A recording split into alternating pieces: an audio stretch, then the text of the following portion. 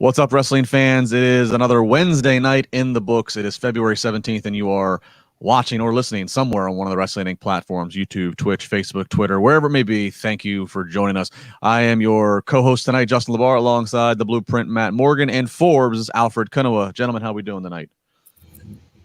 Doing fantastic. Well. Great. All right, well, let's dive right into it. Let's not waste any time. Two pack shows. You got NXT, which we'll get to in a little bit, coming off of their pay-per-view Sunday night, and then we got AEW, who's building towards both a monumental March 3rd episode with Shaq, and then, of course, a pay-per-view after that. So we jump in and we kick off AEW Dynamite. It's going to be Hangman Page and Matt Hardy up against TH2. Now, the story here, if you've missed it, ladies and gentlemen, is that Matt Hardy's been pursuing Hangman Page, got him even to sign a contract last week. We'll get back to that in a second, but the tag team match with these four guys taking place here. Fun match to watch, to see Matt in there with these athletic guys.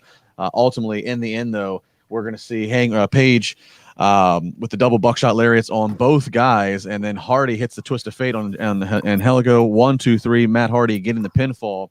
So we get that, but then we come to have a little shenanigans after the fact where Adam Page, really, Matt Hardy's talking, I got you signed, we're going to make millions, but then Hangman reveals, and you can see it if you watch the replay. I did miss it live last week. Fans pointed this out. Good on you. That Hangman Page switched out that contract, had a different contract already ready, signed it. Hardy rushed it to the lawyers, and then Hardy sees his contract, and it basically says that Matt Hardy and Hangman Page are going to have a match, and if Hangman Page beats Matt Hardy, then Hangman Page gets all of Hardy's earnings for quarter one. Matt says, why don't you be a man, put something on the line, and then Hangman puts the same. He puts his royalties, his earnings for quarter one on the line. So we're going to have a money match at AEW Revolution at the next pay-per-view, and then we see one half a Private Party attack Hangman Page. So, Matt, do you like the stipulation? Do you like the story between these two? I like the story of Hangman Page being the proverbial babyface by outsmarting the heel that had been already caught on various either YouTube shows, whether it's Being the Lead or even Sammy Guevara's blog as well, of always messing with Private Party, screwing them over somehow, trying to screw over Hangman. He even tried to screw over, what's his name? Oh God, what's the dude who does their video camera for Being the Elite? Their friend. Yeah, I can't think of his name. What's the dude's name? I forget his name. I know what you're talking about. Yeah. Even him, is it? He's trying to Hardy tried to get him for a minute too. Anyways, the matchup's cool. I like the tag match tonight. Let's talk about the tag match. Tag match was fun, like you said. But if I'm being honest, and I love Big Money Matt, so I don't even want to crap on this, but the stipulation's lame. The stipulation's corner. It's stupid. Quarter one earnings. Like, come on, man. Like, Alfred, really? Alfred, I expect Forbes to have full track on the earnings for the winner. This is our kind of angle, man. Big money match. I love it. I like the fact that there is a stipulation between these two, and they're actually kind of investing something in this. I do see this as like a stepping stone on the way to something bigger, especially for Hangman Adam Page. But I have enjoyed what Hangman Adam Page and Matt Hardy are doing, and this is a good stipulation considering what they've been fighting over. Well, no. Why not? No. Why not have it say that? Because then Hangman Page didn't really get over on him. Right. Do you know what I mean? Like, I would like to have seen it turn out he signed a contract that Hardy rushed to the attorneys and got signed and, got it all verified or whatever the hell. And it turns out that Hangman Page owns Matt Hardy's talents. Like, so he's the new manager of, Private Party and whatever. If Matt Hardy, beats him, then he can get it back maybe. But then that requires Hangman Page to lose, which wouldn't be good either. I don't know. I just think not enough fans know what the hell that even means when we're saying, oh, we're wrestling each other for quarter one earnings. Like, smart fans get it, right? But not, and that's the majority of their audience, but we're talking about wanting to grow their audience. So I don't know.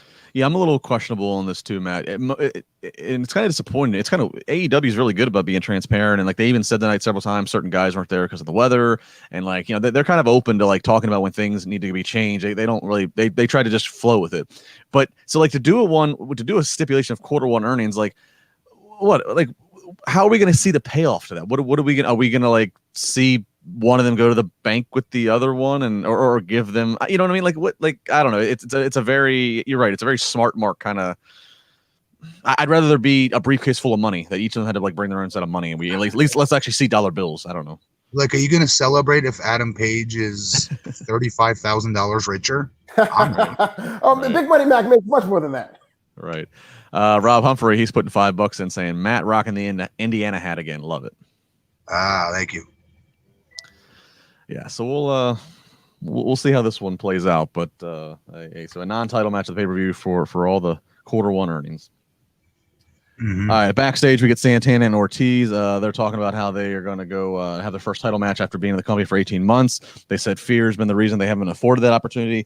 MJF then grabs a mic. He says he still wants an apology from Sammy Guevara for what happened. Jericho, frustrated with Sammy, telling him to shut up. And I know what you've been doing. You've been trying to do this. But then Y2J starts cutting a promo on Sammy, saying it's the stupidest decision ever to quit the Inner Circle. And he's dead to Chris Jericho. And Jericho hypes up that Santana and Ortiz are going to have the titles tonight. So, who knows how long Sammy's off for, but they're keeping this going. We got some super chats real quick to get to. Corey Pride, $5, loved the gender reveal tonight, and they finally did something with Sting. Do you think Sting will wrestle on the next pay-per-view? We'll get to Sting here in a few minutes. Gender reveal. Congratulations to Cody and Brandy revealing they're gonna have a baby girl. And Jody Shauna Jenkins, $5 Canadian. Bucks and Ortiz Santana match was so good, but a couple moves, in my opinion, near the end that the Bucks had no business kicking out of. Just my thoughts. Oh, where do you stop that slippery slope then? At this point, I've given up on that. Yeah. Everything you can kick out of at this point, it's acceptable. So, yeah, that tag match will come up here in a few, so we'll get to that in a little bit more length. Next up, though, they show some of the stuff that's airing on YouTube that's being filmed in Japan for the Japanese side of the women's bracket. In the tournament, and then we go to the live match they're going to do here on Dynamite, which is the NWA Women's World Champion Serena Deeb. She's in the tournament up against Rio. Of course, Rio was the very first AEW Women's Champion. They know this is her first match since March of last year, 48 weeks. So since the pandemic happened, wow. Rio. I'm assuming Rio was out of the country. Yeah, which is what I would assume. This match is a two-segment match. It really picks up. Just light play-by-play. This starts off a lot of hammerlocks, wristlocks, headlocks, a lot of chain wrestling, and then it picks up and it really starts getting into some harder hitting. It gets into some false finishes, and then ultimately, I had Serena winning this on my bracketology. But the finish here is these two girls are doing some really cool pinning combinations. I don't even know how to best describe them. So check it out. Really cool pinning combinations, transferring into each other, getting the shoulders off the mat, and ultimately Rio gets the final 3 count. And gets the victory and advances to the second round. This is good. This was good, and this is I get Rio's good. I get it. She's nowhere near as good as Serena Deeb, though. Serena Deeb can work with a friggin' broomstick. You've heard that saying before. She is the definition of that phrase. She is friggin' money in that ring, and it's very rare you'll see her have a crappy match. She's such a ring general. And she wears boots. Big fan of that. Yes. Big fan of that. I was extremely high on this match. I think this is one of the best television matches I've seen all year. I like the story they told. I like that they built it around Serena Deeb's knee, and then she eventually evened the odds by taking out Rio's knee. And I'm with you guys. I don't know how good she is from a technical standpoint, even though I know she is good. I don't know if she's top 5 or whatnot in terms of AEW, but she's one of the biggest stars they have of anybody. And there was a void, it seemed, when she was gone. And just seeing her back in the women's division and how much that crowd took to her, it just reminded you how big the star she was. Rio for sure. I mean, she came back and those people loved her. Yeah, they did. To be clear, this is Rio's best match with AEW. I loved it. This is by far her best match. I would agree. At first, not that I don't appreciate chain wrestling or technical wrestling, but the way it started and the pace, I was a little like this might be long. And then I saw they're going to go to commercial, but it picked up. It just took patience, and I thought where they finally ended to. I would agree with that. I think this is probably the best I've seen Rio in AEW. To be clear, again, I'm not trying to take credit away from Rio, but because of how that match started is how you can tell, in case people want to be counterpoint to what I'm saying, that Serena led this match. That was as old school gets. That's what you first learn when you first start to wrestle, is how to start the match slowly like that, jockey for position, chain, and then my favorite word, crescendo, as the match gets going, and then if you're the heel, keep yanking the carpet out from underneath the fans and the baby face before the baby face is really able to start to get going in fifth gear there. So by the time a 2-segment match gets toward that comeback, fans are dying to see it happen and not get that carpet yanked from underneath them. Finally, all systems go. Rio's in fifth gear, kicking ass, taking names. Let's go, motherfucker! Like that gear. That's a Serena Deeb old school 101 match, A, B, C type of match. And there was, good points in the commentary, even in their own way, pointed out how good Deeb was working to make Rio looking better. At one point, Rio was throwing some forearms at Deeb, and Deeb was, the way she was selling them, snapping the head back, and commentary alluded to something of the fact, but they're putting over Rio in her strikes. But if you look at the Deeb putting the work, so yeah, Deeb certainly doing her part to make the returning babyface, look good. This is great for Rio. Very good showing for her, and I hope they are able to continue to book her versus talents that make her shine like that, because she's got great offense. I am error $2. Matt, AEW had Sting lose to OC tonight. Roseanne. What? I thought maybe it was an inside joke between you and I am error. I have no idea. I am error. Is there a way you could come back and not pay money to tell us? No, pay another $2. Come back. Pay another $2. Don't pay the $2. Pay for your illiteracy. Put asterisks next to your comment, and Justin, look for the asterisk comment. All right, we get a video package of Jade Cargill doing some training. She's shooting some hoops with Shaq. So nothing to get ready for a tag team wrestling match, like shooting some hoops. No, I want to see a thoroughbred stud athlete, and that's what she was being. I'm okay with this. Yeah, just the the association, just being friends. I love Jade Cargill. She could do no wrong. Yeah, she could play tiddlywinks for all I care. She could play poker. I don't care. I want to see her kick somebody's ass. Alfred, do you want to see her play tiddlywinks? Yeah, absolutely. I pay for that on Fight TV. Book it. All right. Yeah, that's coming up a couple weeks here. All right. Up next, we get Luther up against Orange Cassidy. Each man having their respective cornermans. This one pretty quick, all things considered. Good. Yeah, right. All things considered, we get Orange Cassidy wins with the Orange Punch. So Orange Cassidy gets the victory here. Very good, very basic. Everything needed to happen that happened in that. Oftentimes I scratch my head and I go, "How is this guy on television?" No offense to him. But Luther or Orange Cassidy? Luther. Come on. Come on. Luther, and I get he's a friend of Chris. I get he's a veteran, blah, blah, blah, blah. I understand that. But I just mean that roster is so frigging stacked with talent that can't get on TV. That's all I'm saying. $4.99. Rich Antonio says Cornette said Luther works like a crippled baked potato. See, I can never get away. I can't say anything. I can't say things like this anymore. For in your chat room, I think I let it flip and let it fly, guys. Nothing compared to JC. Not even in the same galaxy as JC. JC lets it go. A crippled baked potato. All right. His analogies, though. Oh my god. Terrible. All I can think about is Pritchard doing his Cornette impression about how Cornette always likes to order the double cheese hamburger from Wendy's, and now I'm thinking about him ordering a baked potato, but it's a crippled baked potato. Motherfucker! You can order those at Wendy's. He finishes his impersonation of Cornette with "motherfucker" every time. Get the double cheese. All right, we get the video vignette showing what happened to Darby Allin last week, being dragged around in the body bag across the parking lot by FTW. And then we go back to live in Daly's place. We see Taz, Brian Cage, and Hook come out to the ring. Taz notes they're missing some people tonight because of the weather. So that's that. So again, they're kind of transparent. They don't come up with stupid reasons. And they're calling out Sting, and then Sting are calling you out, and all of a sudden here comes Sting. Lights out, snows up. Sting walks out, bat in hand, and Sting steps into the ring with that bat. And Taz saying, "Yeah, that good thing you had that bat, because that bat is your only saving grace. Because you stepping in the ring here was the worst thing you could have done." Well, Taz then drops the bat, and Taz can't believe he did that. Neither can commentators. And then Sting takes off the jacket, throws the jacket in one of their faces, starts to get some shots in. But eventually the numbers do outweigh them, and they're hitting Sting with some strikes. And then Brian Cage gives a power bomb, and it looked good. Gives a power bomb to Sting. And so this really was kind of what stole the night on the internet, at least, because I think Alfred, correct me if I'm wrong, I think Tony Khan had even said that Sting's not going to be taking any bumps. But here he is. He took a live bump. This is no cinematic match. This is no crash pad. Matt, what did you think of this? And were you shocked by this? What do I say to this? Because this is what I feared. I don't want to see him get hurt. I don't want to see. He doesn't have to be on every week. AEW, he does not need to be on your show every week.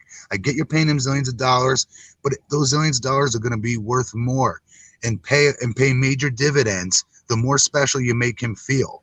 Don't just have him out there in these stupid in-ring promos every single week so it loses its luster to now where you feel the pressure that you have to change gears because you've done the same thing every single week in a row. So you have to escalate it now to him finally getting jumped. And worse, taking a power bomb. Now, great on Brian Cage. He took good care of him. It looked nasty at the same time. Brian Cage can work. Privately, I'm happy for him. He gets to say power bomb Sting, right? But this didn't need to happen. That's all I'm going to say. I don't think this needed to happen. There's other ways it could have jumped Sting and kept him down, still served its purpose. One less major home run bump that Sting wouldn't have had to have taken that would have still been on his bump card. We all have a bump card as wrestlers. And Sting's has long gone past his bump card limit. And just don't want to see him get hurt. I want to see him pay dividends to this company. And it's especially scary when you consider that Sting has that history of spinal stenosis. I mean, any move that he's going to take, what's the move that basically ended his career? It was a buckle bomb. It was a version of a power bomb. And he takes a bump similar to where his back is going to be smacking against the mat. I mean, this looked like it happened in slow motion to me. And Brian Cage did a great job with that power bomb. It is kind of encouraging to see that Sting is willing to go in there and take bumps because we're all just assuming it'd be cinematic. But me watching this made me realize, like, man, if I see Sting in like even a 5-minute match, my heart's going to be in my throat the whole time. That's not how I want to watch Sting. Exactly. I was trying to get that in just now, and I'm glad you actually hit it right on the head. That's exactly right. That's not what we're supposed to be thinking about when we're watching, Alfred. We're supposed to be cheering for him, but not in the way of real life cheering for him not getting injured, right? Yeah. We within the storyline, within the contents of the suspension of disbelief of their storyline, we're supposed to be cheering for him as the babyface here, getting sympathy on him for getting jumped. They could have jumped him without this. They didn't need this. And again, it's about longevity with him, what they can spread out and get the most maximum capacity of potential out of him, getting a younger talent over. I think it takes away from him doing that. And this is with Tony Khan. I don't know. I'm not there. So I don't want to say this the wrong way. Because I'm not backstage there, but I do remember TNA. He's the most given guy on the planet, Sting. He is the most given human being ever. I remember once he wanted me to bicycle kick him as he jumped off the top rope, and I had to be the one like, I don't know if I can hit that perfectly. I don't want to chance it and risk messing it up with you, sir. You know what I mean? And I had to really talk him out of it because he wanted to really help get me over. He not just me, all the young talents. That's how he is. That's why he's an amazing man. But this is where Tony Khan's got to step in and say, we've invested a lot of time and money into you, brother. We appreciate you wanting to do business. Now's not the time for it. No, absolutely. I mean, it's I don't know how they're going to move forward. Now I'm just curious to see, like, when they get to that pay-per-view, they've already announced a street fight, right? I mean, but they haven't guaranteed that's going to be cinematic. No, that's up to this point. Every time I say that's me speculating. That's just me speculating. That'll be we don't know for sure if it's going to be that kind of match. No, they won't tell us either. They'll wait and make you just show up to see it. Matt, I think what you said, and obviously it's great. You know, that's what you bring to the show. You have that insight and experience of having been in a situation like that with Sting. Part of me wonders off of that. Obviously, again, what they had planned tonight probably got changed because all of FTW wasn't there, and so part of me wonders if they were like, shit, we don't really have much here. And I wonder if Sting did, not wanting the angle to die or not die, but stall and hurt these other guys that are involved. I wonder if Sting stepped up and said, "Look, I'll take a powerbomb. I'll do something to me." Absolutely, this was not written on paper. Yeah. Sting takes powerbomb. That was not on the format. I'll bet my house on that. No way. No way was that on the format. That was him stepping up. Yeah. Jody Shona Jenkins, Cage powerbomb and Sting with a thing of beauty. Matt, not that they need it, but could you not buy the optics of FTR and Cage together? Ooh. Ooh. I can see it. Cage specifically, I want with him. I don't want none of the rest of them with him. Yes. Hell yeah. All right. That's an interesting trio to think about in the future. Something else to think about in the future, folks. We're in the middle of the thick of the winter, and the storms are brewing, and it's like 1 to 3 inches are in the forecast of that hibernation bush. Yes, you know what I'm talking about. It's when you get a little it's when you get a little lazy, you know, you get a little behind. I mean, look, we just passed Valentine's Day, but just because Valentine's Day is over, don't mean that you just drop your guard and just stop. No. There's a problem taking place in your pants, more than likely, and maybe other parts of your body. Luckily, our partners at Manscaped specialize in products to make sure you're walking around town with beautiful snowballs. Yes, beautiful snowballs. Manscaped, here to provide you the best tools for your grooming experience, offering precision engineered tools for your family jewels. Alfred, Manscaped, you know what I'm talking. I mean, you don't want to let this stuff go. You got to take care of yourself, right? Yeah, absolutely. And I literally know what you're talking about because my shipment just came in today. I'm very excited to use it. And next week I will have a personal review, very quick personal review as to how well this stuff works. So there's something to look forward to. The lawnmower 3.0 trimmer is the best hygiene tool for the modern man because of the ceramic blade. I don't know if you guys can quite see it on the camera here, but because of the ceramic blade and the advanced skin-safe technology, the snags are being greatly reduced. The trimmer is also waterproof, so opens up all kinds of possibilities for the shower and whatever works best. Manscaped's Performance Package is the best buy of 2021. The Performance Package comes with the new and improved Lawnmower 3.0, the Weed Whacker ear and nose hair trimmer, that's important, performance boxer briefs, and a travel bag for you as you're moving bathroom to bathroom on your travels around. Have you ever noticed the nasty nose and ear hair? 79% of partners polled admit that long nose hair, that's a major turnoff. No. They have the clippers for that. It's all in this big package. The bundle also comes with the crop preserver. You know, it gets a little, after a long day, got to keep it preserved down there with the smells, spray, ball toner, everything. And what we're going to do, since they are great sponsors of this podcast, is that we are going to get you 20% off plus free shipping with the code INC. Go to manscaped.com, put in the code INC, and you're going to get 20% off plus free shipping. That's a great deal. And once you buy into with Manscaped, you will be there. You will become a regular customer. You'll be loving and waiting for all the new products that they come out with. So again, 20% off free shipping, manscaped.com. Use the code INC. Then thank Manscaped for helping and sponsoring this podcast and keeping our winter wieners looking so good. Who are these 21% of people who think that nose hairs are a turn on? What is with these people? Right? Good question. Hey, I'm sorry. I missed that last line. One more time, Justin. Manscaped, making our winter wieners look so good. Sorry. Motherfucker. Hey, to show you that they are the real deal, and we use them here. Both me and my wife love it. But they make cologne. Oh, wow. Yes. This stuff smells so good. I wish it came in bigger bottles. This is good stuff, you guys. The company makes. I'm not just BSing you guys. They make so many cool different other products besides the main, meat and potatoes for them, which is obviously, their grooming trimmers. But like Justin with the nose hair trimmer, the ear hair trimmer and whatnot, I'm 44, I'm getting there. Up there in age, that stuff's starting to come out now, right? That stuff works wonders. It's quick. And the thing you hit on the head, which I thought was great, was the ceramic blade on there that keeps everything from snagging. It's not 100% foolproof, okay? You'll still catch every once in a blue moon. But as a wrestler that has to always shave from head to toe before you get on TV, as part of like every wrestler's ritual, night and day, better than any other blade out there. And oftentimes you get stuck having to use a straight edge blade, like an old school razor to do your whole body. That takes for friggin' ever. You nick the hell out of yourself. This thing is a miracle, and I'm pissed I didn't invent it. Honestly, I wish I invented this thing. Yeah, Matt's right. It's more than just the main trimmers. I mean, I love the boxer briefs are comfortable. I love the travel bag for the bathroom for your. That'd be like it's like a shaving kit. It's a great quality bag, leather bag. So it's a lot of really good products. They've been kind enough to let us try them all out, and we've all become. Well, Alfred's about to become a regular user. So again, INC. If you use the code on manscaped.com, 20% off and free shipping. So can't beat that.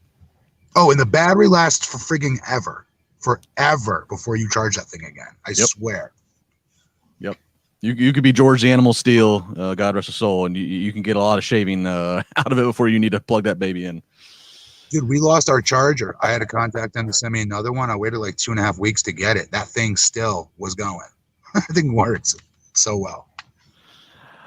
All right, back to the regularly scheduled program of Dynamite. We see earlier today Kenny Omega, and I will note because I know the chat room's going to blow up about this. So they tossed to this pre-tape of Kenny Omega being at a classroom full of like kindergarten kids, and it's live TV. But yes, Jim Ross accidentally said, "I think we have some video." Kenny Omega, the WWE champion, and of course, did I miss that? Twitter blew up. What? No. Twitter blew up, of course, to call his mistake out. He acknowledged. He said it's live TV, folks. He's like, it happens. He said WWE champion, though? He said WWE champion. And it's tossed to the video. Not forced to have it. The guy was there for what? That's what I mean. He said it. He said WWE for 20 years prior to that. So, I missed it. I didn't even notice it. Yeah, well, that's good then, I guess. Maybe I just made it worse, but I Twitter just lit up that I saw. I don't know. Anyways, so we go to the AEW champion, Kenny Omega, and he's reading the Young Bucks book to younger kids. He's asking them questions. It's kind of odd. And then Don Callis, on the phone. Oh, Kenny, we got to go. No time here. And Kenny wants to stay and play with the kids, but he doesn't have time. So Micah Nakazawa is there with him. They say he'll play with the kids, and all the kids start to beat him up. And that's the end of that's the end of that segment.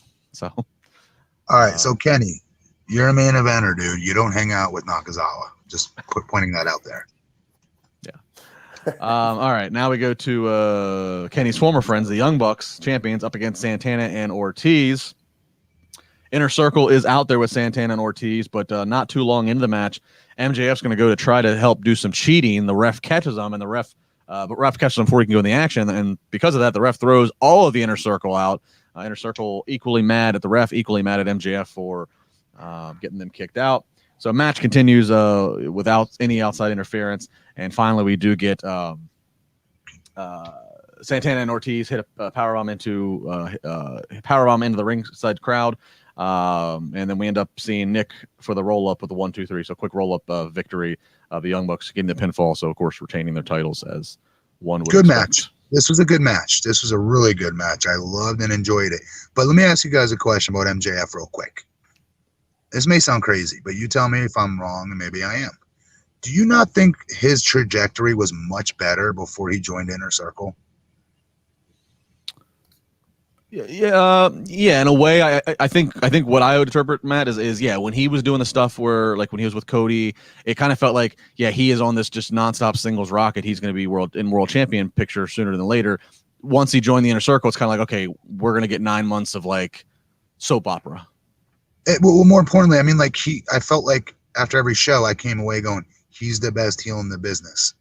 Bar none. I'm sorry. He's the best heel in the business. It's a big statement, but that's what I walked away with almost every show he was on, saying or thinking to myself. I'm not getting that. I don't get that as much with these little grab ass segments they have him being a part of at the moment. I know they've got to tell this story. I get that. But the trajectory he was on before was him in the ring by himself, putting on these presidential. What was that one he was doing? The debate. Not even him versus Jericho, but him in there by himself.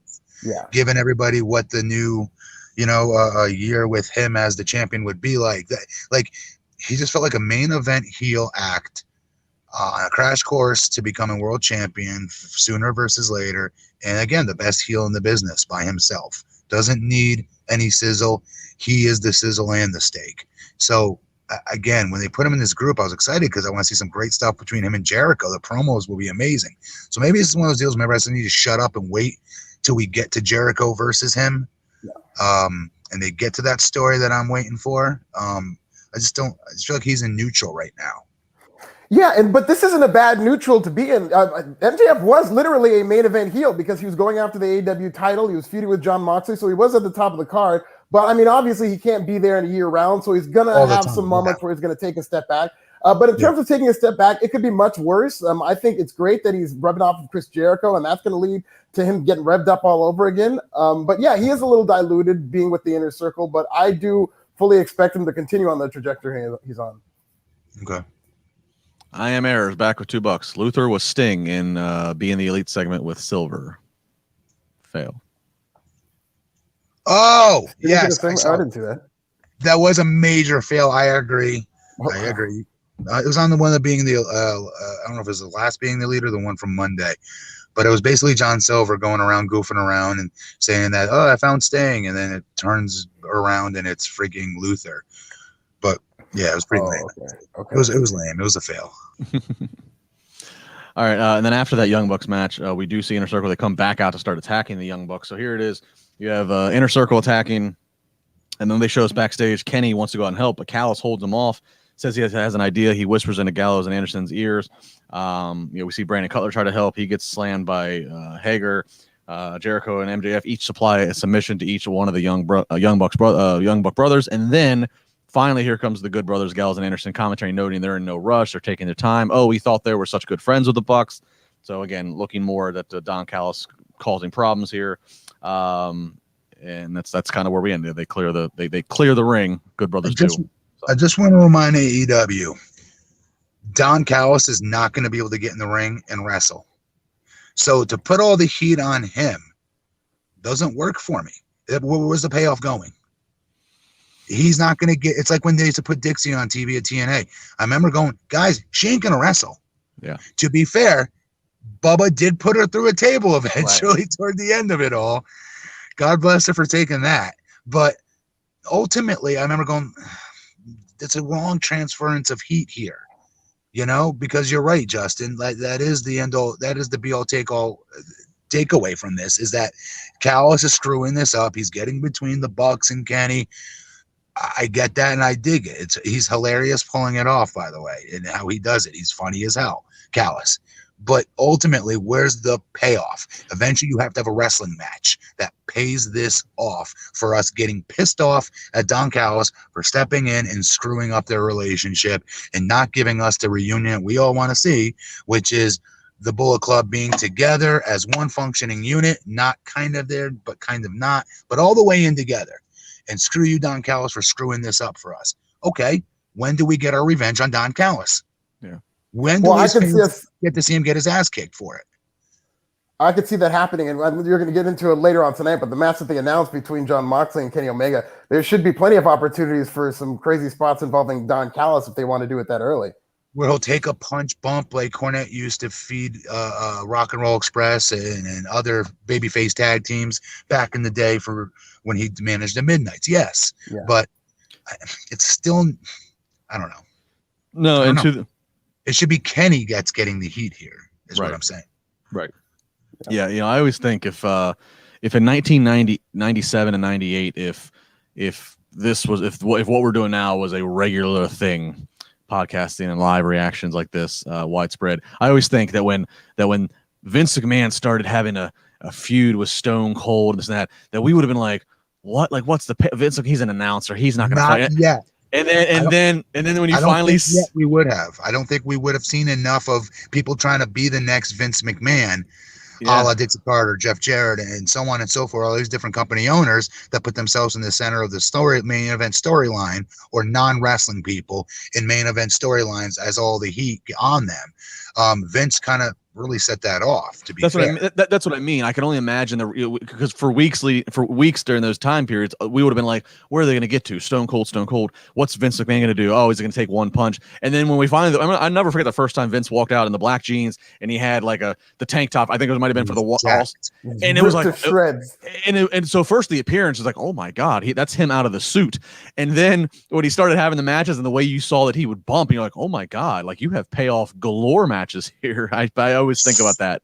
So the other part of that you need to remember was Vince McMahon was the owner of that company, and we all thought we were smart marks for finally realizing that at the time. I remember like yesterday.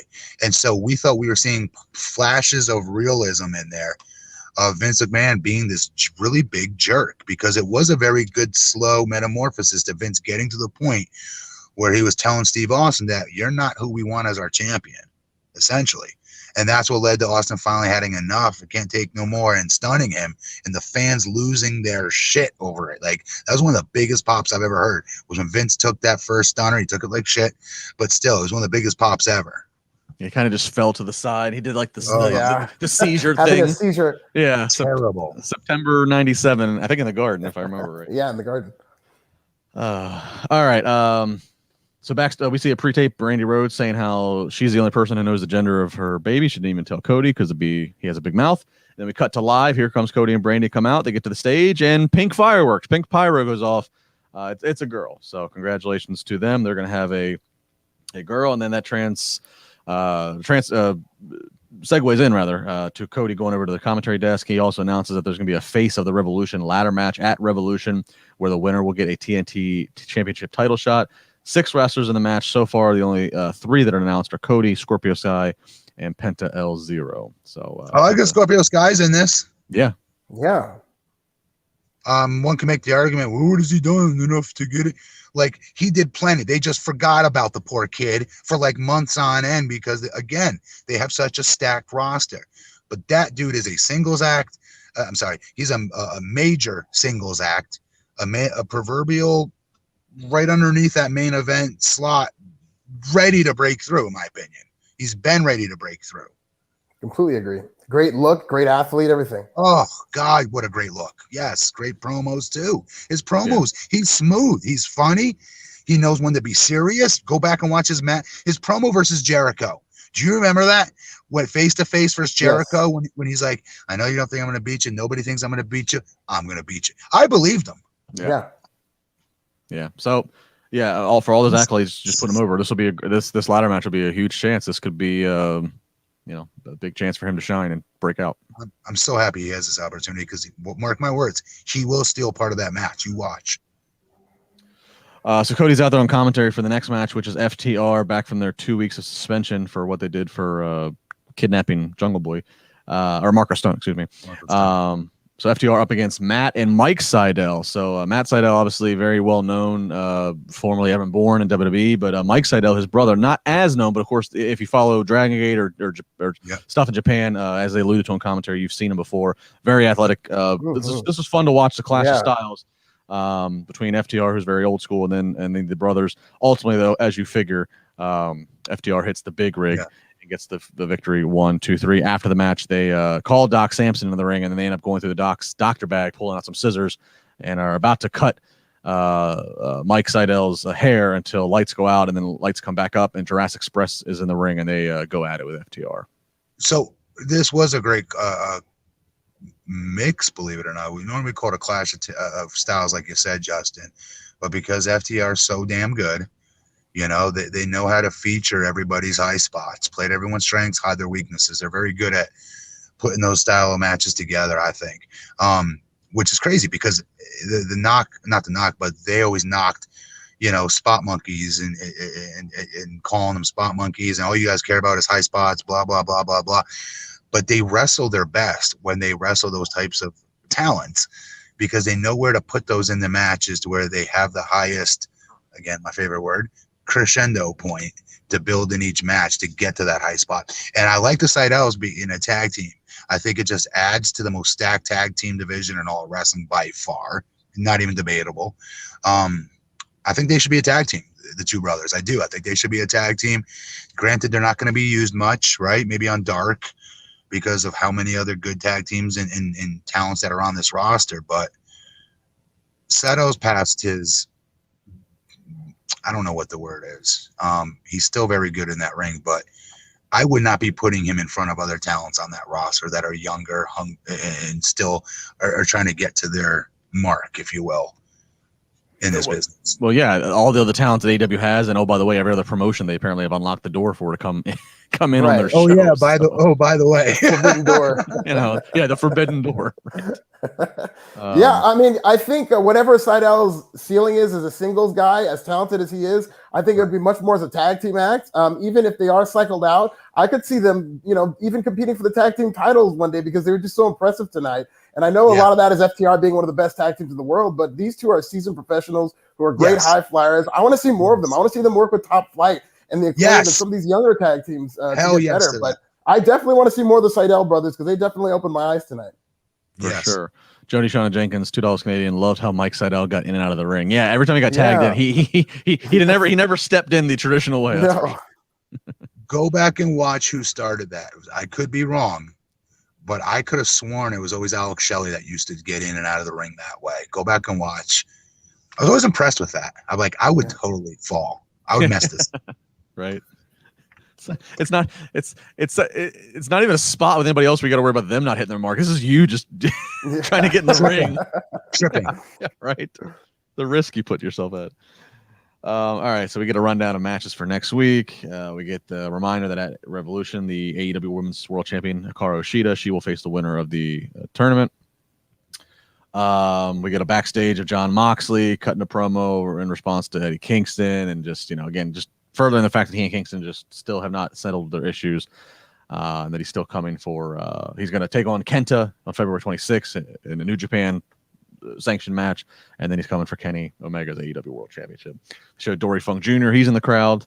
So that's kind of Dory Funk Jr., a legend in the crowd. He's covered. He's got AEW mask, AEW jacket, and stuff. This is a guy who's got long roots with WWE in terms of training talent and such. That's kind of interesting that you see him in AEW, but just there as a guest, obviously. But all right, main event time. We got Eddie Kingston, the Butcher, and the Blade, along with the Bunny, of course. And then out, they all come in their own separate interests, but they all come from the crowd. Lance Archer with Jake the Snake, Ray Phoenix, and then Jon Moxley. This one starts out as just chaos for the first few minutes. All six just fighting everywhere, all kinds of nonsense. They eventually settle in, get into their tag corners. Ray Phoenix, just good God, Ray Phoenix, just the stuff he was doing. I was actually watching Jake Roberts' face, and I could tell this is Jake Roberts just making faces, watching, just like in awe of like what Phoenix was doing, the offense that he was putting into this. Finally, though, they build to Moxley and Kingston both wanting to be tagged in, locking eyes. Camera work was very good. Got to give it out to the production truck. They were capturing all this really well. They get in, they start going crazy. Kingston hits a spinning back fist on Moxley that looked pretty brutal. Then we get a paradigm shift from Moxley. He gets the victory. 1, 2, 3. Post match, Moxley celebrating, and then all of a sudden, here comes the Good Brothers. They attack him. They're holding him down. Here comes Kenny Omega. Kenny Omega gets on the mic and is in Moxley's face, and he says, I can beat you in a wrestling match, and then you want to prove more. You're a better wrestler. Blah blah blah blah blah. Basically says, so it looks like in order for us to finish this, I got to name the type of match to put you in the ground. And he challenges them at Revolution for the AEW World Title, that it is going to be a exploding barbed wire death match. Wow. Off the air we go. Between Kenny and Moxley. And Mox. Yeah. Exploding barbed wire death match. Okay, can I just cover the match and not have to talk about that future match real quick? Because it's a whole show of itself. This match was friggin' awesome. I loved it. I loved everything in there. I love Ray Phoenix. He continues to friggin' shine. God, he's so good. I can watch him over and over and over. He never gets boring. He never gets old to me. It's never, once you've seen it all. No, you haven't seen it all. He's so damn good. But again, the finish of this was good. Everything made sense. This is what it was. Everything that happened should have been exactly the way it was laid out tonight. Great way to end the show as well. I mean, they went home selling this new match, so they did their job. The question is, do you guys like these kinds of matches? I don't. But am I intrigued? Yes, I am intrigued. Will I watch it? Of course I'll watch. I'll watch anything with AEW on it. But I don't know. Why are we going to that? These people can wait wearing Gangrel shirt. Kenny Omega wearing Gangrel shirt. Just noting Kenny Omega style. Just put it out there. That's very cool. And an interesting pair of boots too. These bright burgundy cowboy boots. Okay. But isn't that superstar type shit? Come on. Yeah, I like how, I don't like how he dresses, but I like how he goes that extra mile to piss you off by how he dresses. That's part of his thing in this act, is that he's just like one of the most uniquely dressed world champions in history. He's still trying. He's still trying to figure out who he is. There's no question on that. I like him in his suits. I like him dressed up like a big time superstar. A jerky rich, throwing it in our face how rich he is now because he's the champion, right? I like all of that. So I dug the boots tonight. I don't like when it comes out there. I am one of those that get on him a little bit about wearing, gym clothes in the middle of the show and stuff. It's like, you're the champion, act like it, right? And he's been doing that, so I got to give him his props. He's definitely been dressing like a star, I thought. But I don't know. I'm talking too much. What about you, Alfred? No, I'm just to echo what you guys said about Rey Fenix. That's what stood out to me in this match. It's just his ability to just single-handedly take over a match as like, I'm the best performer in this ring. I don't care who's in here. And this is the second week he's done that in a row. And this is the third time in short order, because that Kenny Omega match he had was phenomenal. And I just want to see more of Rey Fenix. Like, I know they're building toward Kenny Omega and John Moxley, but they should figure Phoenix into these plans, because I'd be here for another Kenny Omega Rey Fenix match. The match that they had last time was one of my favorite matches I've ever seen in my life. I mean, I can't remember last time I rewatched a match so many times. So I just love Rey Fenix here, and they shouldn't forget about this guy, because they often do. They always do. I would pay so much to see Kenny. Okay. Before this, I don't want to sound like too much like a mark here if I'm wrong on this. So I got to ask you guys this. They're really brothers in real life, right? Penta and Rey. Okay, that's a real thing, obviously. Okay, good. So number one, holy crap, the genetics in that family is insane. Holy crap. I'd like to see a three-way with Kenny, Penta, and him. Oh my God. I wouldn't put it past put Phoenix in that ladder match. Let him be in that ladder match with his brother and Scorpio Sky and Cody Rhodes. Oh my God. My God. There's still 3 participants to be named. So my God, the crap they can do with that. Oh my goodness. So real quick, just another super chats are trying to be funny. So I'm gonna let them have their, Jody didn't Seinfeld do a whole episode on that shirt, the puffy shirt. The puffy shirt. So look to the match to the match. I can have a Revolution, and that'll cap this AEW talk for the night. I mean, I'm intrigued. I absolutely am intrigued. I'm car crash intrigued. But then there's the other part, which I think that's all you can be for that match. What else? So the psychology of the exploding barbed wire match is going to be real. No, it's a car crash. But I will say this, and this might make me sound like I don't know what it's going to make me sound like. I'll let people decide for themselves. Fuddy-duddy. Yeah. So we've seen in the past, and unfortunately, a lot of them have involved Matt Hardy. We've seen in the past where there's been questionable safety protocols or plans and how you deal with things that go wrong, because it's not ballet, in the words of JR. Things do go wrong. Exploding barbed wire match, obviously there's risk there. There's whatever. There's a part of me, it's kind of like, AEW's been a little there's been questionable times where like, man, this guy's going to kill themselves if they keep doing these kind of stunts or keep working at this kind of pace. So I will admit that as intrigued as I am for the car crash, part of me is like, I hope they got their shit covered and their bases covered. How does that work? Are they saying rather that because you don't hit the ropes in a barbed wire match, obviously you use that as a weapon, and like you work your opponent towards it and you tease getting your opponent close to that barbed wire. The whole match should be teased around getting your opponent jammed up in that, or hemmed up in that barbed wire, right? That's how it should work. So my question is, how would it explode? Like, it can't. The ropes, and I'm not a deathmatch expert. Again, the fans will jump in.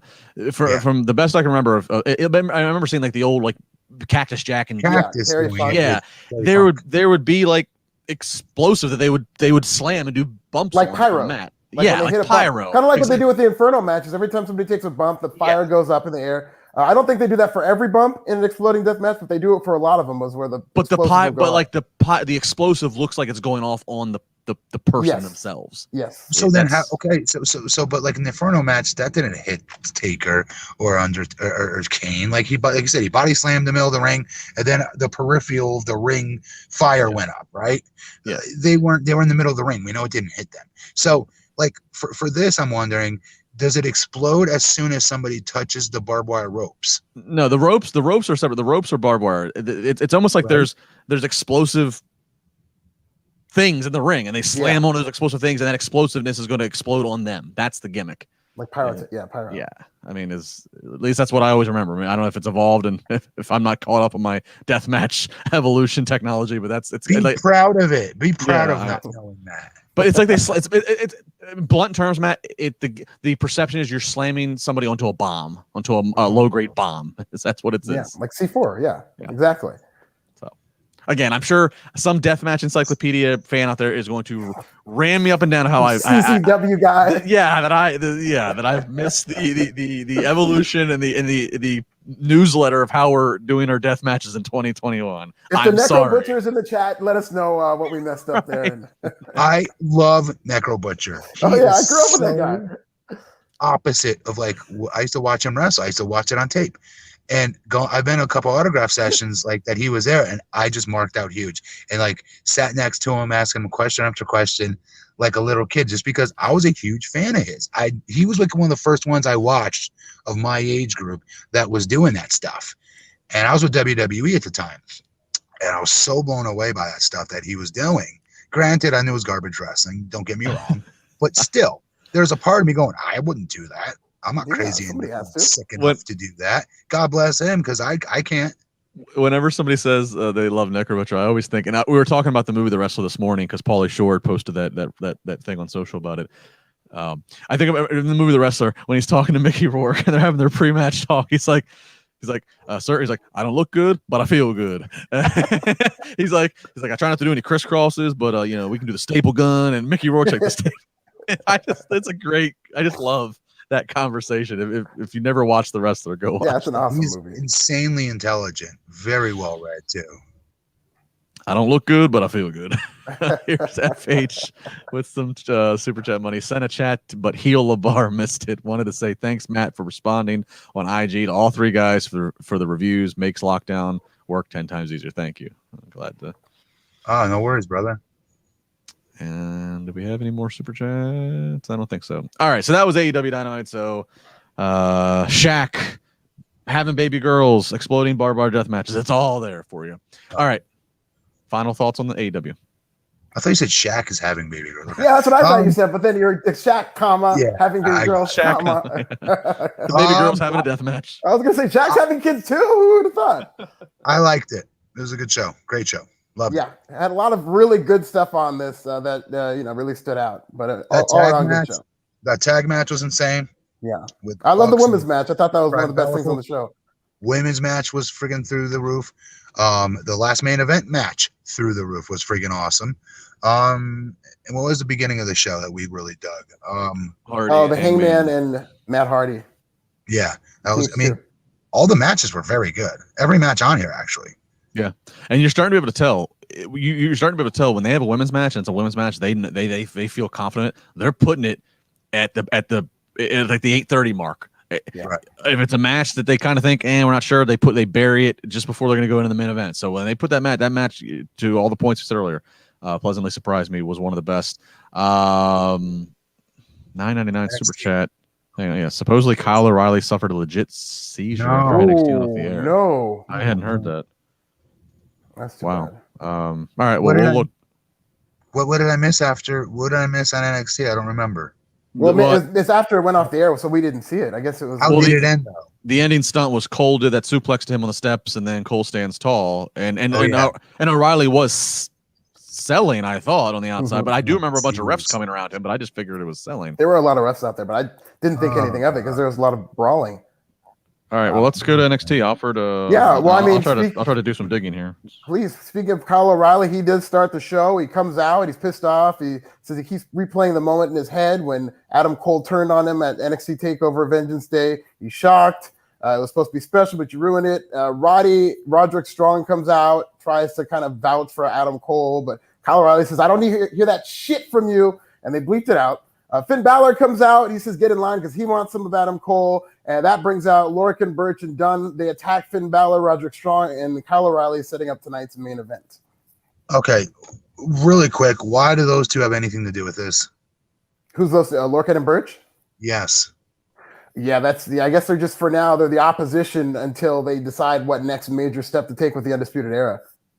Because of that, I loved everything about this. I want to see O'Reilly shine. I want to see him step apart and set himself apart. You know, the dude is trying. He's been trying for years. He's worked his ass off to get to this point in his career. I really want to see him break away. I do. Because his wrestling is very different too, by the way. I like the way he wrestles differently. I like how he puts in his submission style. He puts some MMA in there. It all looks very legit to me. I like the way he wrestles. I also like the way Matt Riddle wrestles, but you got to have that character with it for me to really be all the way in. So I like where he was going with this. I saw the real fire in him tonight. I loved that. Being O'Reilly. It was a fart in church at the end with in my opinion, with Lorcan and the homeboy coming out there. Yeah, I like the Yeah, I like the fire that Kyle showed. Like, I believed him, and I like that it was just like, Roddy, don't come in here because I'm gonna hit you. I don't trust you. Like, it wasn't built up, Sunday. It felt very real. Like, there was a person who was questioning the trust and pissed off at his boy who just super kicked him a few nights ago. I like the fire from Kyle, but I do agree. As the segment went on and the whole thing, I was like, and by the way, what could Roddy have really said? Like, Roddy, what were you gonna get in there and say? Yeah. No, he's still our friend. No. He kicked me in my teeth. Game over. We're not friends no more. Right. Yeah. So to the rumor, I just looked, by the way. So Robert Sathoff, $5 says there's pictures floating around of O'Reilly being taken out on a stretcher. Hope it's just a storyline and someone spreading a fake rumor. I just looked. I did a quick Kyle O'Reilly search in Twitter. I've seen a lot of people that are also. Time out. Are we saying? Hang on. Are we saying? They're saying after tonight's show this happened. Yes. They're saying my that. Apologies. I thought you said after the pay-per-view. I'm so sorry. No. So but I haven't seen any. I'm just seeing people somewhere. This has started. I haven't seen these pictures, but somewhere it started. Hopefully, it is just a bad rumor. But the only thing I will say, when we'll get to it in a minute. If it's true, let's say get this out of the way. Obviously, every one of you guys say a prayer for him, sincerely. And if we're wrong, great. I'd love to be wrong. Let's hope we're wrong. Yeah. But until then, say a prayer for him. That's a seizure. Very scary. And again, if for anybody who's listening to this on Thursday, tomorrow, and like we might be this again. This is just a rumor, so this might be. We might in 12 hours from now, we might know this is just one big fake hoax that somebody started a bad rumor. So fine, hope so. Well, till then, guys, say a prayer if that's the case, please. Yeah. Takes 2 seconds. So we're told that Santos versus Karrion Kross will not be taking place tonight. This is the second time they've done this with Santos Escobar. Santos just films his promo from his car saying he's not going to do the match, but we're going to get it next week. And if Santos Escobar does not participate next week, then he'll be stripped of the title. I see you shaking your head, Justin. We'll go to you, Matt. No. I don't hear Justin. Justin, what's up? Yeah, going into this night, this was what I was most looking forward to with NXT, and Me too. And then to just do this, I thought this was just a major detriment to their show, because I was like, well, you just took away the whole main event reason why I'm watching. Yes. Yeah. This is really the only thing that was advertised on this show, because they just had the pay-per-view, and this is all we were advertising. What's the real reason, though? The only thing I can figure is that what they ended with at the pay-per-view with the whole Undisputed Era breakup. The only thing I can figure is that whenever they decided upon that, they're like, all right, well, now this has to take precedent for this follow-up show, and so we'll just push Santos and Kross back. I don't know that for sure, but that's the only thing I can figure why they would do that. Why would you, I don't know. Because originally Kross and Escobar was going to be something that was going to happen at Vengeance pay-per-view. Then they said, okay, no, we're going to push it to Wednesday, so that way we can let that be a shining point for Wednesday, and then they bump it again. That's all I can figure is that they like, all right, we need to follow up on the Cole stuff and the Kyle O'Reilly stuff. I'll be honest. I think it's way too early I'm excited as hell to watch it. I love both talents. Love both. I just think it's too early. I don't want Escobar to be losing no matches yet. Yeah. And sorry, Kross sure as hell ain't losing. So, like, not yet. I know I sound like beggars can't be choosers here, right? We're begging for these great matches from NXT, and they're trying to give it to me, and I'm complaining about it. But I just don't want to see Escobar have to lose yet. I just don't think it's time yet for him. A part of me was a little relieved, because I thought that meant they were going to kind of cancel the match altogether, even though it's kind of bad practice to advertise something like that and cancel it. It is. But the fact that they're still going through with this match, it's just, I really don't want to see Escobar losing like that. I know, man. I don't want to see either lose. That's why I don't want them in this predicament. Yeah. I mean, Kross ain't losing. I mean, again, I think I said this last week. I got Kross working at Mania for the NXT title. I think that's happening. So Kross ain't losing. No. So we go to Shotzi, Blackheart, and Ember Moon taking on Candice LeRae and Indy Hartwell in a rematch. So Johnny Gargano's on commentary for this one. They've got missing sign for Austin Theory. So that's essentially kind of overarching this match. Really funny. They're working over Ember Moon for a really long time. And then a white van pulls up to where eventually Gargano leaves the commentary to go check on the van.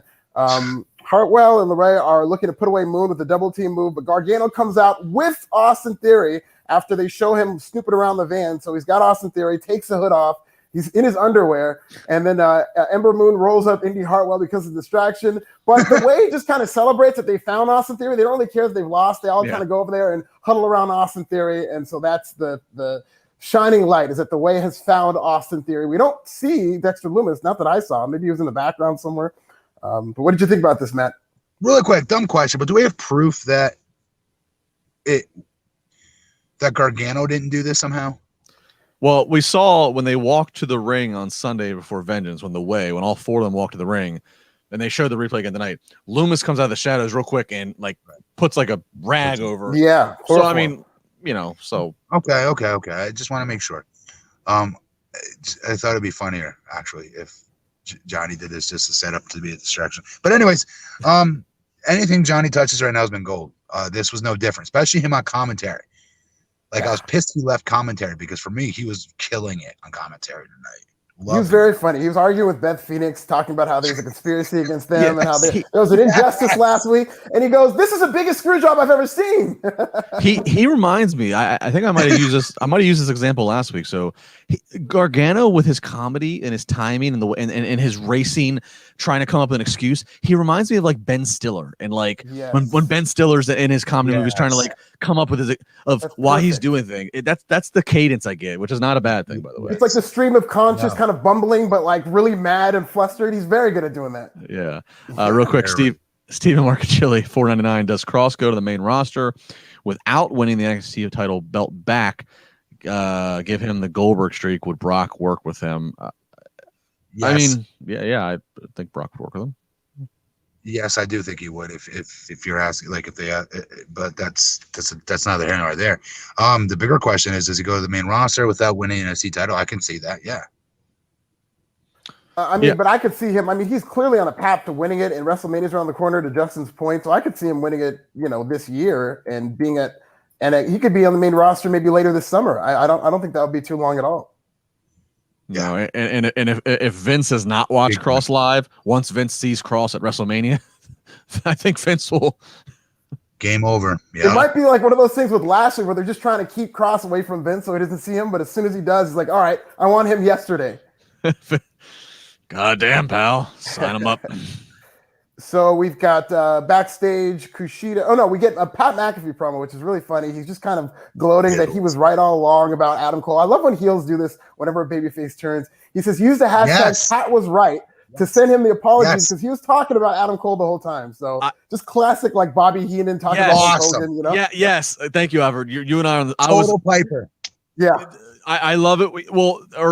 I love it when Hogan joins the NWO and Heenan's. I've told you all for years he was no good. Yes. So this is great. I told you humanoids for the last 20 years.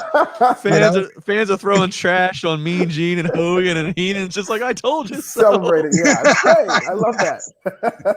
That's kind of what I thought about that when McAfee was talking. McAfee's great. So maybe we'll get more of him later. We get a backstage segment with Bronson Reed congratulating Kushida for a good effort, and then he kind of says that he'll see him down the road, and then Malcolm Bivens shows up and teases that he's got a perfect opponent for Kushida. Of course, that's going to end up being Tyler Rust. Then we get into Leon Ruff versus Isaiah Swerve Scott. This is going the way I think it would early. Scott's dominating, but Leon Ruff makes his comeback. He gets cut up, but then he hits a crucifix roll-up, and Leon Ruff beats Isaiah Swerve Scott. He laughs it off at first, Isaiah, and then he attacks Leon Ruff. So his heel turn is pretty much cemented. It is. I loved this matchup on paper. I did. I don't know how I feel about him being heel, but just remember this, because obviously Swerve's ultimately his big money is as a babyface one day. There's no question. Obviously, I don't know if I told you this, Alfred, but on some of the other podcasts I've done with Justin or Glenn or Raj, I always point out it's easier when you're younger to be a heel in your career than it is to be a babyface. It just is, and I'm hoping he'll pick up different mannerisms, different fleshes and different layers of a character, even things that he normally wouldn't be able to do as a babyface, but as a heel, you have the freedom to do it. And because you have the freedom to try new things, you automatically, as a performer, get more confident, more comfortable trying new things.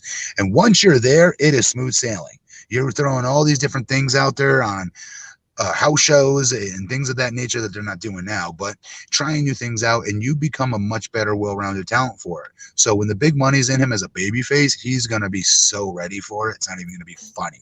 It's good to be a heel first, because then, believe it or not, helps you learn how to sell properly when it's your turn to be the babyface, taking the heat in the match, on not dying during the heat part of the match when you're supposed to be, fighting from underneath a little bit there, and how to cut yourself back off. Even the timing of it all is really important to get that chance as a heel to control the match, to call the match, to pace the match, to time the match. All the responsibility is always generally on a heel. Today it's a little bit different, but they still teach it that way, at least. Mm-hmm. Yeah, all good points. I mean, I've been a fan. First of all, I like both these guys. I love Ruff kind of having the 1, 2, 3 kid emergence. Right. And I've been a fan of Scott years prior to his WWE work. I had to work with him briefly. Yes. I like his moveset, his offense is baby face all the way.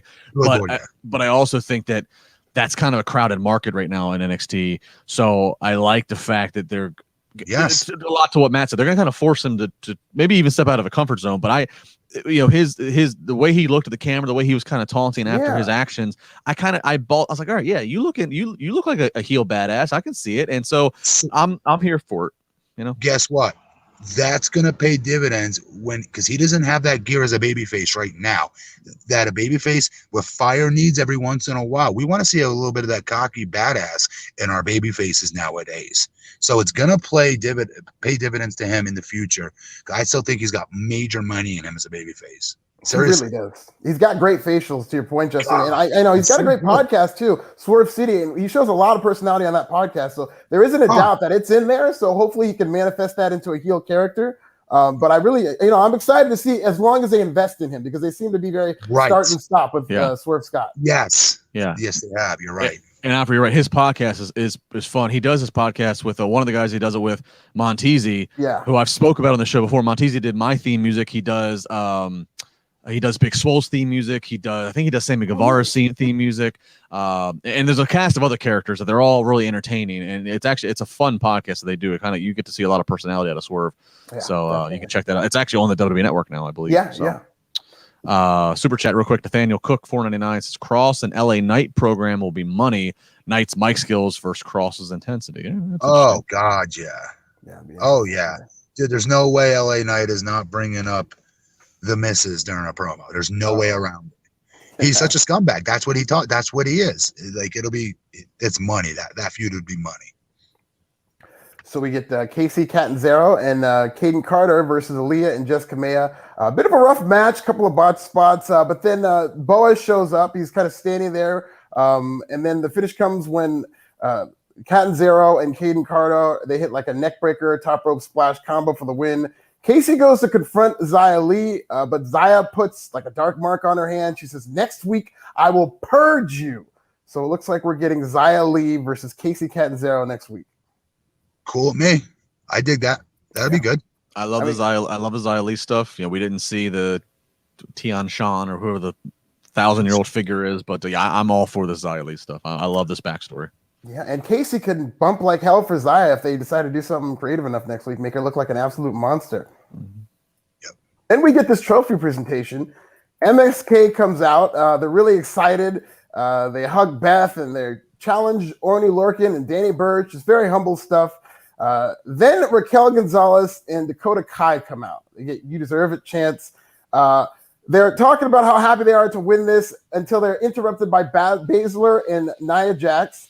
So Dakota Kai, because she knows them, she introduces Raquel and she calls Shayna the woman who ran away after Rhea Ripley beat her. And then Raquel Gonzalez says, "Is that the same Rhea Ripley I beat at New Year's Evil?"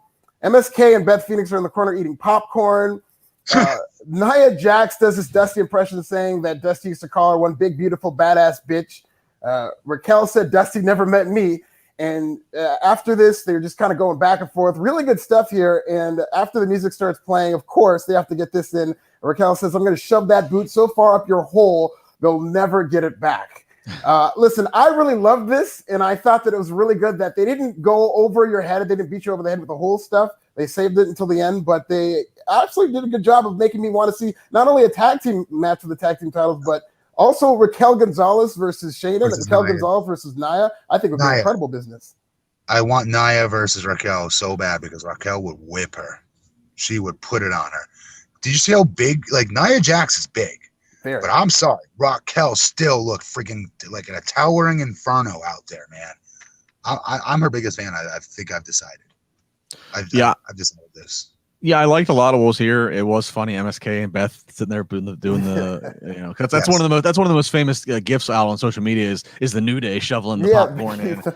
So I like them kind of recreating it. I liked all the words. I like Raquel saying, well, Dustin never met me. All the deliveries felt a little under. Like I felt like nobody I don't know. They all felt a little flat. But I like what was trying to be said here. I am kind of curious. Do I want to see a Raquel and Dakota babyface team? Because that's what we're gonna get out of this. Is they're going to be the babyface on this side, whereas they had been like the strong, dominant heels. But I'll see what I'm open for it. The match is in 2 weeks. I'm open for it. I'll see how it goes. Yeah, I mean Raquel and Dakota were definitely positioned as the baby faces in this match, or in this confrontation, and that would fit. We get the Cameron Grimes music video again, which was very funny. They showed it at the pay-per-view with all the money that he's got. Love this angle. Kiss then we my get grits. Kiss my grits. Moon. I hope that's his new theme music. I mean, they should just run all the way with this. Absolutely. We've got Kushida versus Tyler Rust, which very good submission wrestling match. They're going back and forth.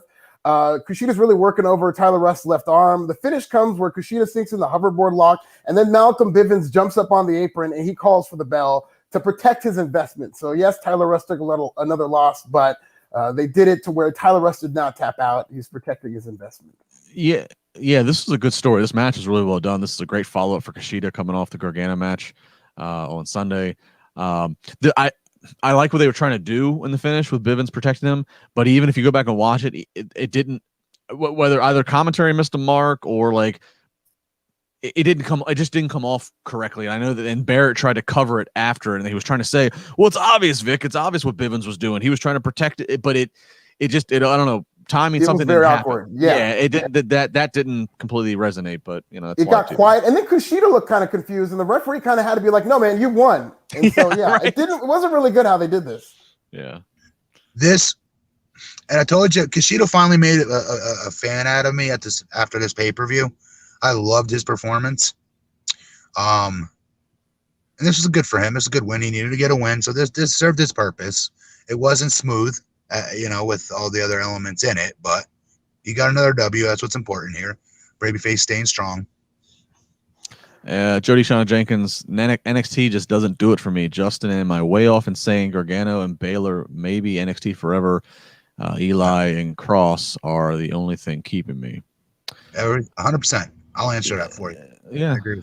Yeah, I mean, I've said this before. Gargano, there's been many times where he was supposed to do different things that would have put him somewhere else besides NXT, and he's remained in NXT. No, he needs to stay there. He helps the show. He's entertaining as hell, but it will not work on Raw and SmackDown. It just wouldn't. They would screw it up. I know, Matt. I tend to agree with you. The only thing I think that comes into play, we've been hearing a lot of talks about this, and the treatments and the payments, is that at some point, if you're Johnny Gargano, he's a prideful guy. He loves his work, but at some point you go, I'd like to be making that money if I was over there versus this money. We don't know what kind of deal some of them have. You know what I mean? How do we know that they're not doing house shows? To be clear, the money you make in WWE, you make a downside guarantee, which means if you don't wrestle one match, you make X amount of dollars per year, right?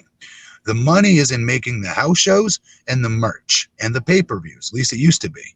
Now the network, that throws everything off with pay-per-views. Yeah. But the house show part was still a very big component of that. You wanted to be what was called on a booking contract at the time. When you were signed to developmental, you got called up to the main roster, you'd be signed to what was called a booking contract. And you make your downside guarantee no matter what, but the house show money is what you really wanted to go after the most. And so because there's no house shows, Johnny ain't losing out on that. Right. We get an LA Knight promo from his host. He says he might already be the greatest NXT superstar of all time, and NXT will belong to him. I agree. I concur. LA Knight, for those of you who don't know, the former Eli Drake who signed with NXT. It was a big story coming out of the pay-per-view. Then we get Zoe Stark's debut, the former Lacey Ryans. This was kind of exciting. She faced Valentina Feroz.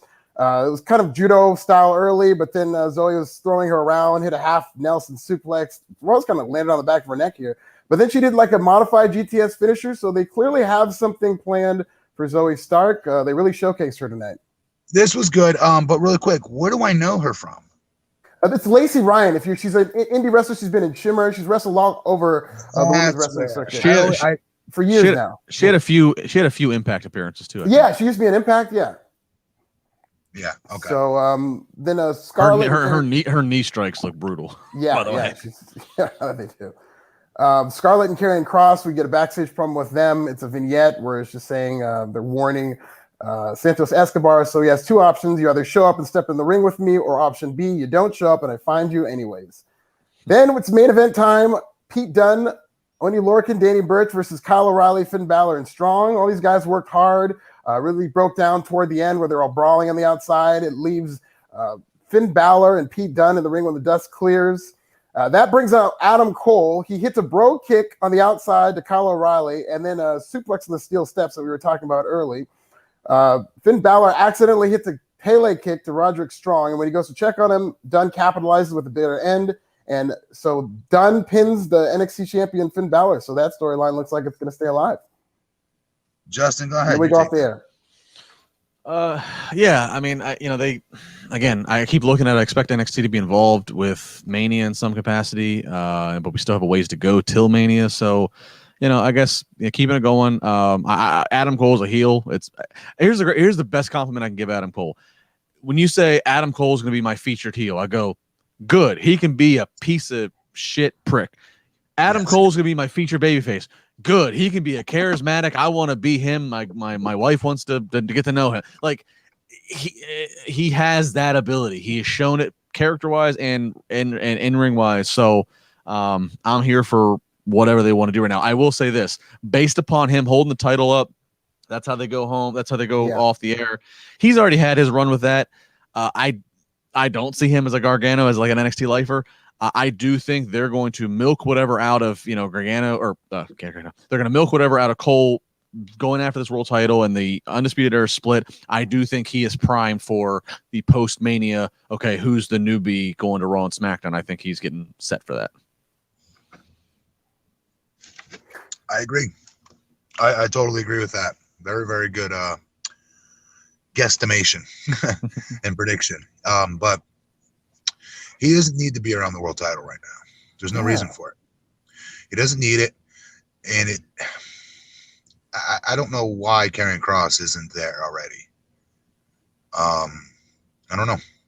I would have bum rushed Karrion Kross with his title as soon as he came back. That's just my 2 cents.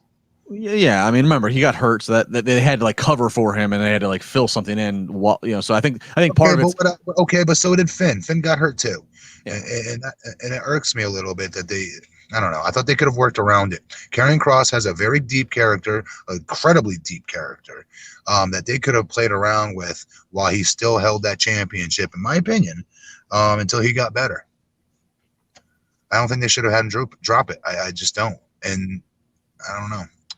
I would have put it right back on him as soon as he came back. Well, I think they're going to get it back on him as fast as they can while finishing the other stuff they had to do temporarily. That's why I think he's going to grab it come Mania. I firmly believe that. I think they didn't know how long he was going to be injured, how quick is he going to rehab. He rehabbed on the faster side of things, it seems. So now they got to kind of like finish what they did in the temporary. I think by the end of one of the Mania nights, maybe Matt will be on one of these podcasts. I think that's what's going to be we're going to be touting about is Karrion Kross just won a match at Mania and it's the title again. And I will just say it's just so jarring to see an NXT because I'm just so used to seeing guys cycled out of there where you see one turn and then they're out. Or sometimes like Bayley and Sasha never even turned before they went to the main roster. This is the beginning of Adam Cole's second run as a heel. And it just feels like he's just overstayed his welcome. I know that maybe he is a better fit in NXT, but I would like to see him try his hand somewhere else. It just feels like even though he's doing a new character, I'm seeing everything I need to see from Adam Cole in NXT, honestly. None of it seems fresh, even though they're trying to go in that direction. And I just want to see him do something else. If he goes to SmackDown or Raw, I just pray they take better care of him. Yeah. I know it sounds like such a small thing, but like how they shoot him. If you watch on NXT and how they shoot, they don't shoot him differently specifically, but the whole shot in general, their hard camera shot, for example, their ring cameras as well. They're shot differently on that show. It's a completely different aesthetic than SmackDown and Raw is, right? But I'll never forget when he was on SmackDown on a couple of the Invasion things, and he's standing in the ring, I'm like, he looks like somebody's little kid brother out there physically. Like, he looks so small compared to these other talents. And I remember like going, oh, don't put him in this predicament. WWE, what the hell are you doing? Yeah, they do this all the time, and they could easily hide. It's like what they do with Tom Cruise. Yes. Never looked short in any of his movies. No. He's like 4'2", and he. Yes, Exactly. Why can't you do that? He's worth it. He's worth doing this for. Yeah. Yeah, but that was the show. So Adam Cole was standing tall. That's how it ended. Yeah, so Michael says, Justin, I just tweeted you a picture of O'Reilly. I'm looking at it. There are a couple photos. These photos are obviously from somebody who was a fan right behind that barricade right on the side where O'Reilly's laying. I will say the show is still going on. I can see in the background what's going on in the actual show in the ring. You do see Triple H kind of in his bum clothing with a whole lot of refs, and then eventually you do see O'Reilly on a stretcher and Triple H holding O'Reilly's hand, and it's clearly they are off camera at this point. So, I don't know what to believe. I don't know. Guys, again, hopefully it's okay. Erring on the side of caution and empathy, and God forbid some sympathy. Say a prayer. It takes 2 seconds. Yeah. If we're wrong, okay, fine. Then the joke's on us. Yay. Who cares? Yeah. So that was NXT. So, real quick, two quick news items, and then we'll get out of here because it's been a night. Both TV related. Raw slightly up going into Elimination Chamber this Sunday. They were up 5.5% from last week. It's up, which is always the direction, but not a great overall number. They the first hour drew 1.935, second hour drew 1.806 million, and the final hour drew 1.690 for a total average of 1.810. So up 5%, like I said, but still not great numbers. But again, you got to start somewhere. But that is nothing. That 1.810 million is nothing in comparison to what The Rock's Young Rock premiere did on NBC on Tuesday night. That one came out the gate, a lot of promotion with the machine behind it, and it drew over 5 million in its premiere. It was number 3 on the night behind NCIS on ABC and This Is Us on also on NBC. So, but it's still number 3, over 5 million on its premiere. So I don't know if you guys saw it. I DVR'd it, watched it earlier today. It is actually, they got people playing the Iron Sheik, Junkyard Dog, showing The Rock growing up in this. It's a pretty entertaining story. The way this, what the storyline is of how he's explaining his life. I can't wait to see it. Yeah, what I love about shows like this is now people who never watch wrestling know I watch wrestling, and they're reaching out to me from other areas like, hey man, Young Rock's on, I remember wrestling, and it's like kind of getting them excited about it. So, wrestling can be something that appeals to young people, or that I know it's The Rock, but it's good to see wrestling in this type of spotlight. I hope this show is a real success. Yeah, I do too. We'll see there's a lot of secrecy behind there's only the first 2 episodes have descriptions or names even to them. The rest of them on IMDb and such are mysteries.